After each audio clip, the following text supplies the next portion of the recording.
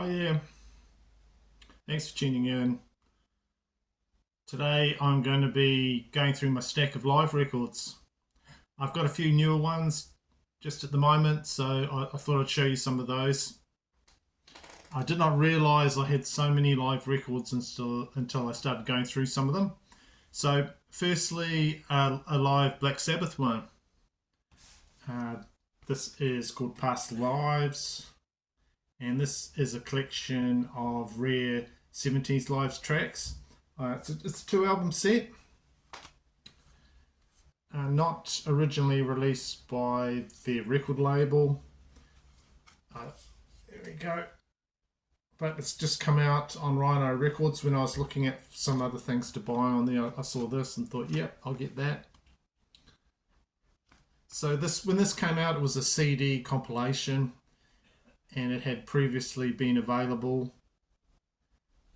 as known as Live at Last, the first disc.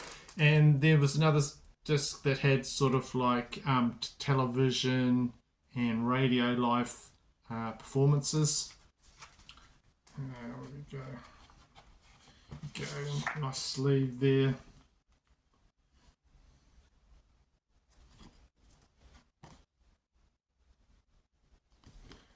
So listening to this, what kind of struck me is Bill Ward's drums just sound great on here.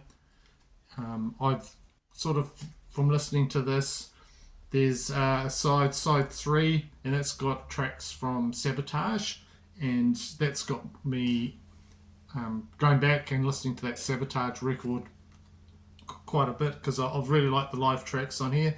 So you've got like Megalomania, really like that song. There, so it's a 2 album set, and I'll show you the vinyl. There we go from there.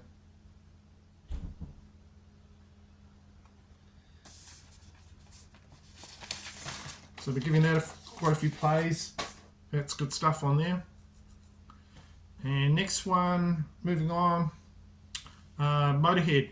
So Motorhead's got, of course, the classic live album, No Sleep Till Hammersmith. That came out in 1981. Really popular live album. The last few years, there's just been a flood of Motorhead releases, live stuff. There's a series called The Lost Tapes. There we go, it's Lost Tapes. And, rare concert performances. There's quite a few of these. You might have seen these around. I think they're up to like number 6 of these live tapes. So this one is Motorhead live at Donington Download Festival 2008. You can collect all those live tapes performances on there's a CD box set. I think there's like about 8 CDs. You can get that in just one go, but then there's all the vinyl ones, and that they span quite a few decades. There's stuff from the 90s, there's all sorts of things. Like I said, this is number 5, concert from Donington. So it's got a really cool set list on here. I like the song Stay Clean, it's a good one. And you got Ace of Spades, of course, Overkill. But the cool thing about that is they've got Wurzel come back for that, the Motorhead guitarist. He comes back and he does those 2 songs. A favourite of mine is Killed by Death as well. A few of the songs I don't know so much. They're off some albums I don't have, but really looking forward to listening to this more. I've had it for a wee while now, and I've been giving it lots of plays. Thank you for Ezra for getting that for me. and it's on a 2 LP set. I don't know what you call that, yellow or piss, or call it what you like. There you go, piss coloured. So Motorhead have played in here in New Zealand before, and my friend's got a concert poster which I took a picture of to show you in this video. So I'll try and put that in the video there. And going back, the song Ace of Spades was a popular song here. It was on lots of rock compilations. Like every compilation you get, you'd have Thin Lizzy, Whiskey in a Jar, and you could just about bet that Ace of Spades would be on that compilation as well. But I didn't mind too much because I like that song.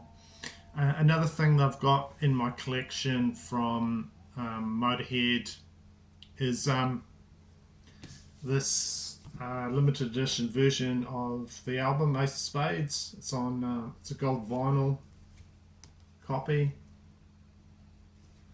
Let's see their little sticker. So when this album came out in the early 80s, the Ace of Spades song reached number 15 and the album number 4 in the UK. So the record company Bronze celebrated like its gold record status by pressing a gold vinyl edition of the album, which I've got. There you go, kind of cool. There you go. So yeah, I don't have a lot of original Motorhead, but that's one that is a big plus in my collection that I like. So another classic rock band celebrating a milestone is Led Zeppelin and the 50th anniversary of their album Physical Graffiti. So this is the actual copy that I got in the 80s when I was first collecting records. It's the one with the die cut front where you can move the pictures and you can move the wording and everything on it. Quite cool. Then it was a relatively new record. Now it's like, I can't believe it's like 50 years old. So one of the greatest double albums of all time, and they have a new version out with, I don't know, I think they've gone back and remastered or done something to it. I've got no interest in picking up because I've got that one. It sounds great. I don't need another copy. But with the new version, there's also they released this, which is an EP, and it's a live track EP from performances from 1975 and 1979. So from that album, Physical Graffiti, they've got In My Time of Dying and Trampled Underfoot.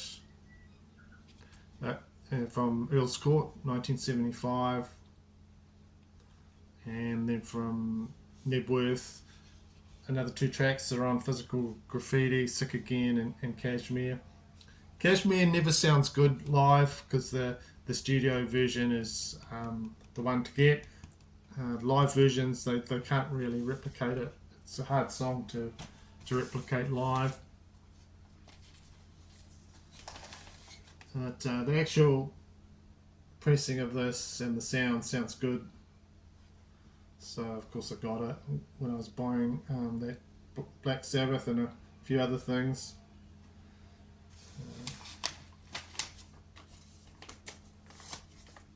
So I've actually had to stop this video. This is my second attempt at doing it because someone knocked at the door and asked me if they could fly a drone over my house or something. Really weird. I think that they're filming because house next door up the road is for sale, and they do overhead shots of the place. But anyway, that was weird. My street's getting weirder. So if you hear any noise, it's going to be a big. It's not a bomber. It's some drone going overhead or something. Anyway, random. Next thing, moving on. Album that I did say I was going to get. This next album, a lot of people say it's great, and mention it a lot. And I have picked up a few albums from this band, but not this live one. So this album I'm going to mention, it came up for sale for weeks and weeks with no interest. So I got it. It's actually a signed album, and it is Kiss Alive there. As you can see, it's got the 4 original members' signature on the front there. As far as these signatures being authentic, I might need your help with that a bit. We'll talk about that in a minute. So this album is actually a 2014 reissue of Kiss Alive. At that time, they were being inducted into the Rock and Roll Hall of Fame. So it is possible that they got these original 4 members together to sign this copy I've got here. And you've got, as far as I can tell, that's Gene Simmons' autograph there. You've got Ace Frehley's autograph there. Where is it? I think that's Paul Stanley's down there. And what's the other guy? Peter Criss, is it? There. But does that look alright to you? I have checked it with, I'll show you in a second some other signatures from back then. And I'll show you. There's actually signatures in the actual booklet. So this is the booklet that comes with this 2014 repress. Okay, there's Peter Criss' signature there. Gene Simmons' one matches up to the one I've got. There we go, and then there's there.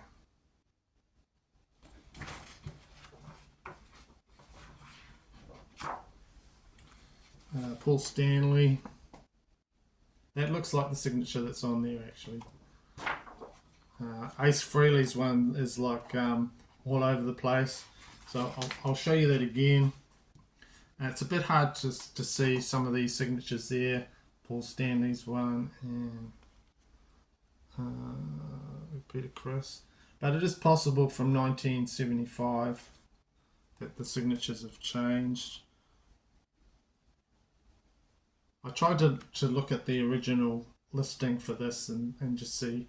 I'm pretty sure that's it was Peter Criss. I don't think it was another guy, but I'm not a Kiss expert.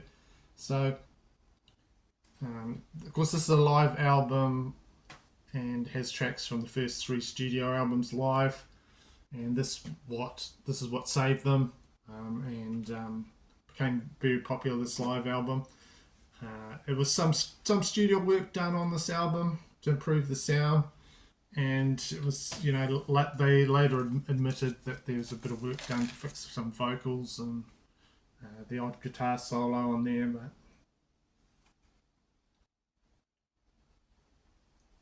I've been listening to this for a while, and I don't love it, but yeah, it's pretty good. I did listen to early a lot of other Kiss stuff in the 80s and that, but dropped off a bit with them. There we go. So that's the yeah. I was lucky to pick that up. pretty cool thing to have in the collection. Right, so I'm just going to, this is getting to the end, I'm just going to quickly go through some other live albums that I rate. I won't talk too much about them. These are just quickly some live albums I like. There's a Wasp, Live in the Raw.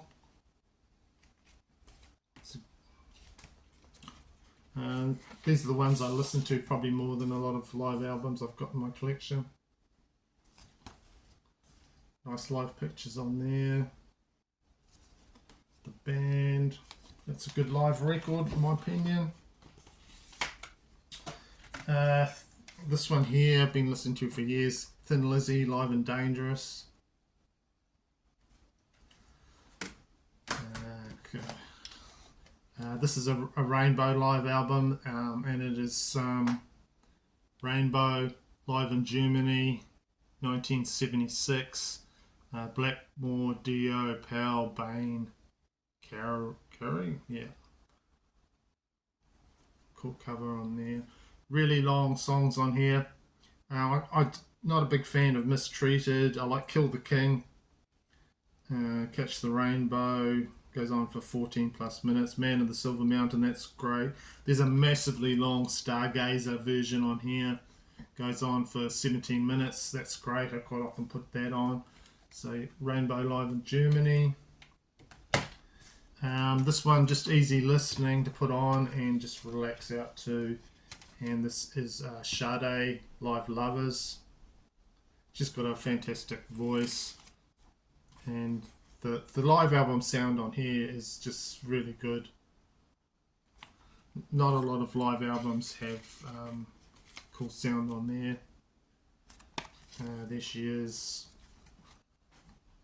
It's got a very smooth voice, and the song starts off with one of my favourite songs of hers, Cherish of the Day, and it's got one of the most addictive bass lines on that song. I just love it. Sounds really cool. So yeah, just taking you through my live stuff. I hope you enjoyed seeing some of those, and I'm sure you've got your own favourites as well. That's just some of mine. And so thanks, and see you in my next video, which I'm not sure when it'll be.